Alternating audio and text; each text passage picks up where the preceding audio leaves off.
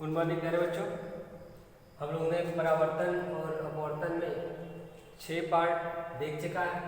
अब पार्ट 7वें में हम लोग देखेंगे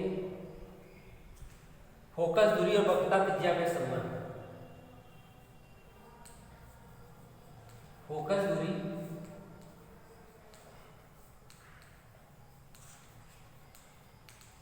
और वक्रता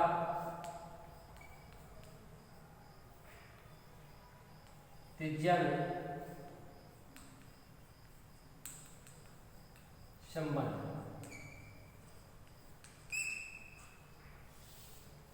एफ और आर में संबंध। फोकस दूरी को एफ से दिखाते हैं, वक्रता त्रिज्या को आर से दिखाते हैं। अब इनमें क्या रिलेशन होता है प्यारे बच्चों? सबसे पहले हम बात करते हैं उस दर्पण की। माना ये अवतल दर्पण है, दोनों दर्पण में कर सकते हैं, उत्तल में भी अवतल में भी कर सकते हैं। ये दर्पण का ध्रुव है जिसे आप कोण कहते हैं। ये मुख्य अक्ष है, वक्रता केंद्र यहाँ है, फोकस यहाँ है। तो फोकस और ध्रुव के बीच की दूरी को आप फोकस दूरी स्मॉल एफ कहते हैं। वक्रता केंद्र और वक्रता ध्रुव के बीच की दूरी को वक्रता त्रिज्या कहते हैं, जिसे आप आर से दिखाते हैं। तो इनमें संबंध लेना है। तो माना कि कोई अनंत से आ रही प्रकाश की किरण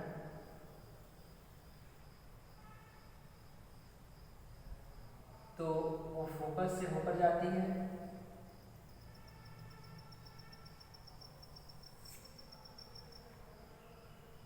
और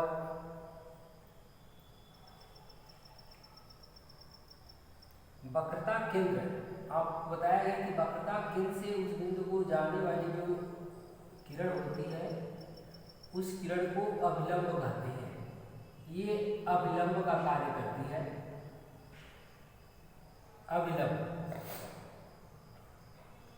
तो ये अभिलंब हो गया। ये आपतित किरण है, ये परावर्तित किरण है। आपतित किरण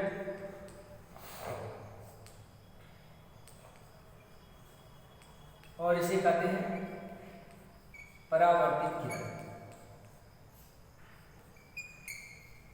तो बच्चों आप जानते हैं कि आपतित किरण और अभिलंब के बीच जो कोण बनता है उसे आपतन कोण आई कहते हैं, और अभिलंब और परावर्तित किरण के बीच के कोण को परावर्तन कोण कहते हैं। आर से दिखाते हैं।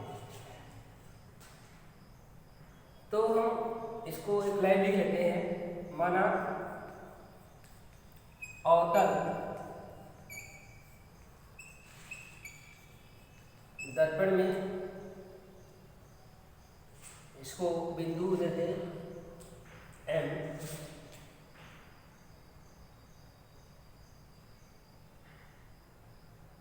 अवतल दर्पण में इस रेखा को दिखा दें, बिंदु को CP को हम वक्रता त्रिज्या कहते हैं। वक्रता त्रिज्या को दिखाते हैं R से, और इस ओर की सभी दूरियां माइनस होती है, आप माइनस लिख सकते हैं। और FP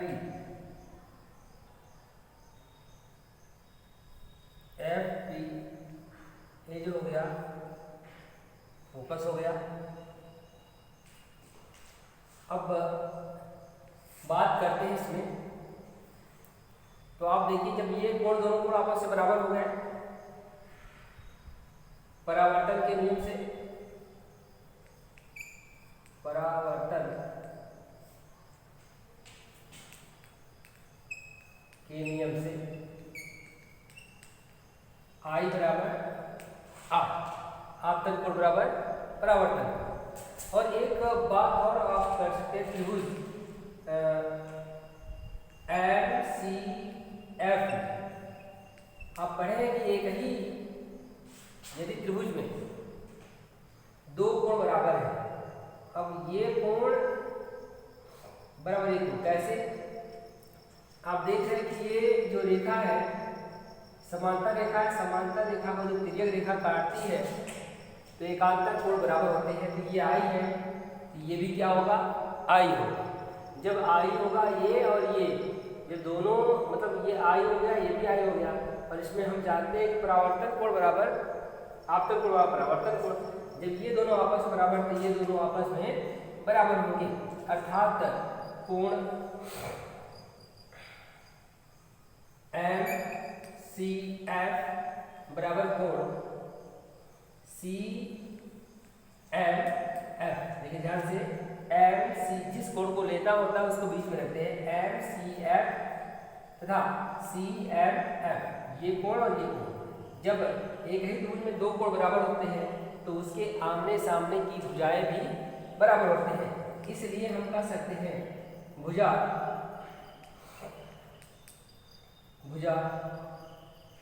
FM बराबर CF, FM बराबर CF। अब आप बात करते हैं कि यदि यम, चूंकि यम P के पास हो अर्थात द्वारक छोटा हो तो FM जो है वह FP के बराबर हो जाएगा। जब यम इसके करीब हो जाएगा, आप देखिए ध्यान से, ऐसे अगर ये घूमते घूमते यहाँ हो जाए तो ये लगभग क्या हो जाएंगे, दोनों में आपस में बराबर हो जाएंगे। जब ये दोनों आपस में बराबर हो जाएंगे तो अभी आप यहाँ इसको हम दे दें ऐसे 1 नंबर और 2 नंबर, तो यहाँ देख रहे हैं कि FM CF के बराबर है और FM PF के बराबर है। दोनों में जो FM है समीकरण 1 व दूसरी, दोनों में आप देख रहे हैं कि FM है और इधर लेफ्ट साइड में FM है, राइट साइड में CF और FP है, तो लेफ्ट साइड बराबर है तो राइट साइड भी बराबर होगी।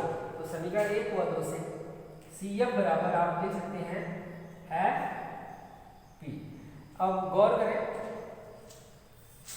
हमें चाहिए वक्रता त्रिज्या, वक्रता त्रिज्या CP, चूंकि CP को आप देखेंगे तो 2 भाग में बांट सकते हैं। CP को बांट सकते हैं CF और FP, तो लिख सकते हैं CP को CF प्लस FP।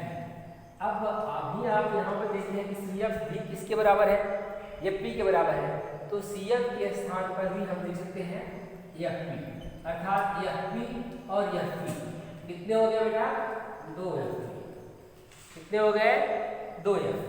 तो CF बराबर कितने हो गए, 2FP।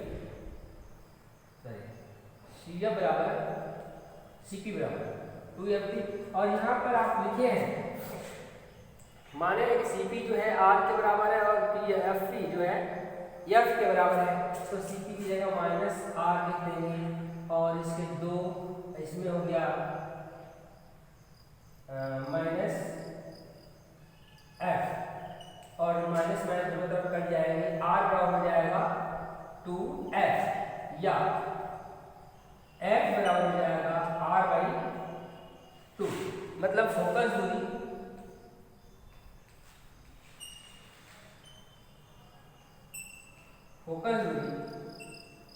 वक्रता त्रिज्या की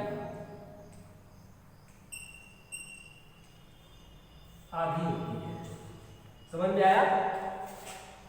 इस सूत्र से हमें पता चल गया कि फोकस दूरी वक्रता त्रिज्या की आधी होती है।